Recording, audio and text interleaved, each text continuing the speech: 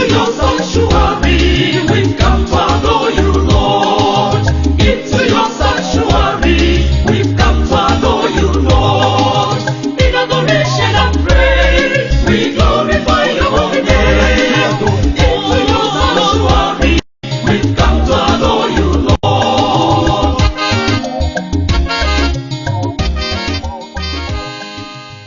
In the name of the Father, and of the Son, and of the Holy Spirit, amen. May the grace of our Lord Jesus Christ, the love of God, and the communion of the Holy Spirit be with you all. My beloved ones, today is first Sunday of Lent, being the first day of March.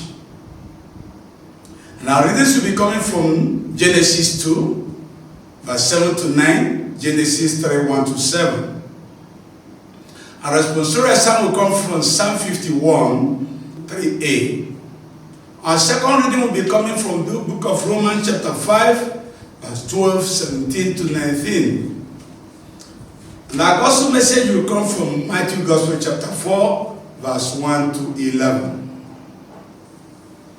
The theme of our studies today, the message of God to all of us today, is temptation. And today we are shown that temptation, the only effort of the evil one to remove us from God, that is all what temptation is all about. To separate you from your God. And the only way you can do that is to convince you your own great desire on me, personal desire on me. That's the time the temptation comes into your life.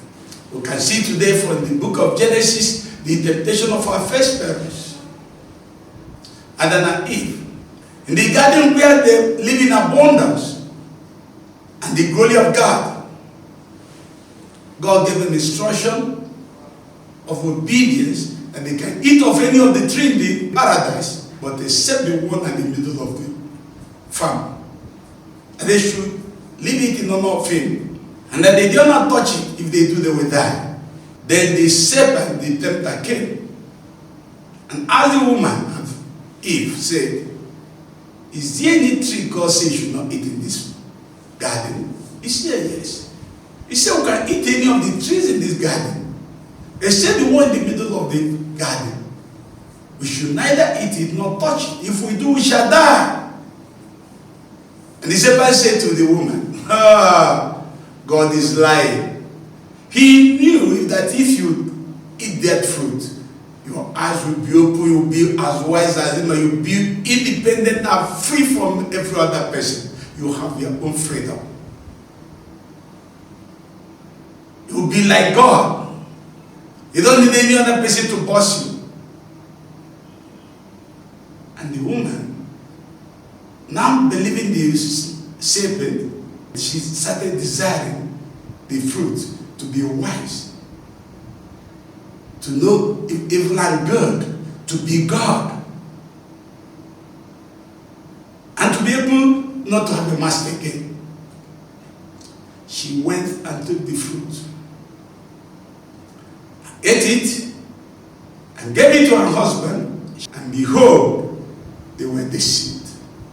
Instead of them being like God, they discovered that tripled themselves of all the glory of God, the beauty of God, the power of God, the blessings of God, means anything good in them is gone. You can see the point of your disobedience to God, the point the evil one separates you from God, is the time you see yourself suffering from one end to the other, patch in your life. You see yourself struggling to live because you have rejected life. You see yourself struggling to have peace because you have rejected peace. And they saw they were naked. Look at your own life and see where the point of your disobedience was the point of your problem in life. No person on this earth can do anything to you on this earth except yourself. And the only thing you can do to yourself is disobedience to God. You can see it clearly today in our first parents. And they put all of it into trouble. And now Paul was telling us one man's sin brought condemnation to every person. One man's sin made all of us to die. One man's sin made all of us slaves. man's righteousness make all of us righteous. One man's obedience brought us life. One man's obedience brought us back to the Shekinah glory of God. One man's obedience brings us the joy of children of God again. But the other one separated us from God. And that man was our Lord Jesus Christ. His obedience brought us life. The disobedience of parents brought us death and condemnation. So, anytime temptation is upon you, know that there is nothing happening in your life. It's an opportunity for you to aside and for God or for the evil one. I stand for God, I reject God. And when you reject God, the consequences are clear. You'll be under a curse. You rejected life, death will follow you. Rejected truth, lies will fill your mouth. You rejected peace, you'll be in crisis. You rejected blessings, you will be filled with curses. Your own doing. We thank God for the gift of His Son, our Lord Jesus Christ, who will revise our ugly situation. And that's why today, Jesus to show us that this temptation is not exclusive for any person. We must go through this temptation to prove who you belong to. It's a test of what you believe. And the test of what you believe or stand for will not come until your great desire is upon you. And that's why today the temptation of Jesus having fasted for 40 days and 40 nights, which is the length we are doing now, was very hungry. He knows now his desire now is to eat. And the devil came at that very hour for temptation. And said, if you are the Son of God, command these stones to be bread so that you eat. If Jesus had the power to make the stone into bread. Jesus had the power, now freedom to eat, has finished fasting. But for the fact the devil suggested it, if you obey the devil, he becomes the child of the devil. Now what Jesus told the devil, no. Man does not live by bread alone, but by the word that comes from the mouth of God. That is, he stands for God, not bread.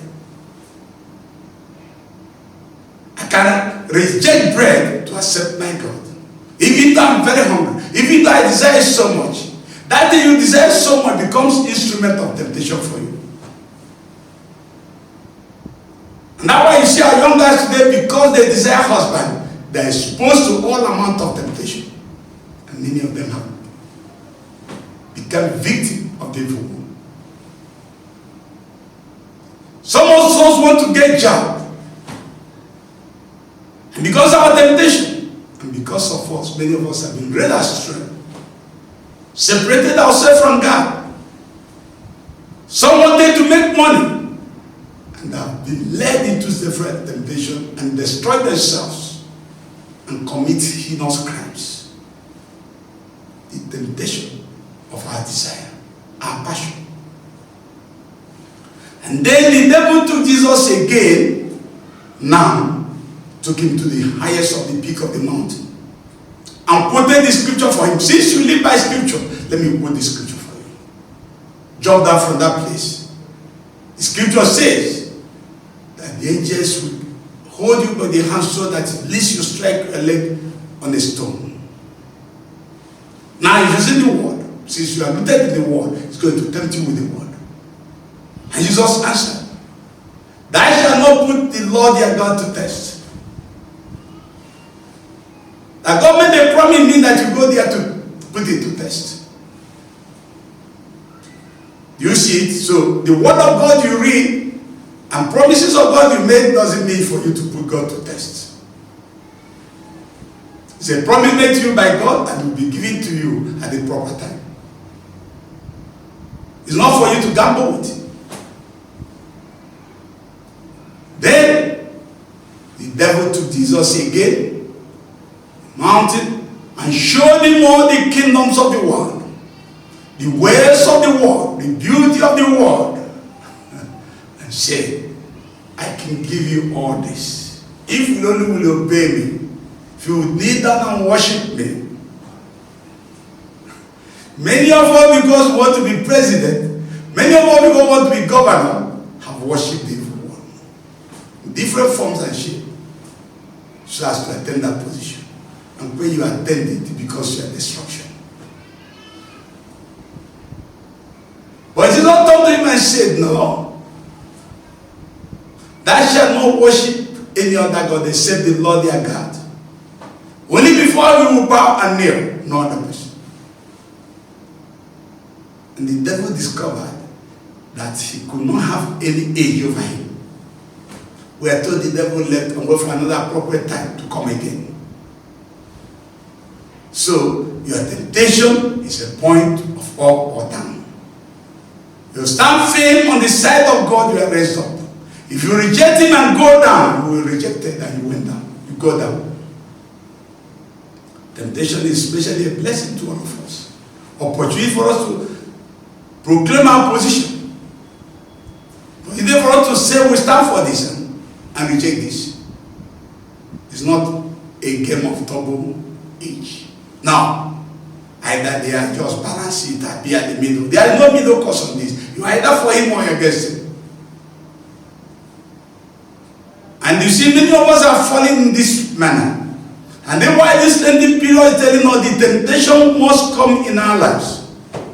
And Jesus said temptation is bound to come, but woe on him through who this temptation will come. Obstacles are bound, but woe on him through these obstacles will come. So temptation is part of our living. It's part of our growth. And that's why the psalmist who understood it today said, Lord, have mercy on us, O Lord, for we have sinned. We are fallen in many forms. But show us your mercy, Lord, so that we'll rise again. Ask God to give us the grace to overcome any amount of temptation in our lives and stand firm always, in season and out of season, for our God. And be on his side, and he will put all our enemies on our feet. We ask God to accomplish it in us through Christ our Lord. May the blessings of Almighty God be upon all of you as you wait above all temptation and live for your God alone, and of the Father, and of the Son, and of the Holy Spirit. Peace be with you all.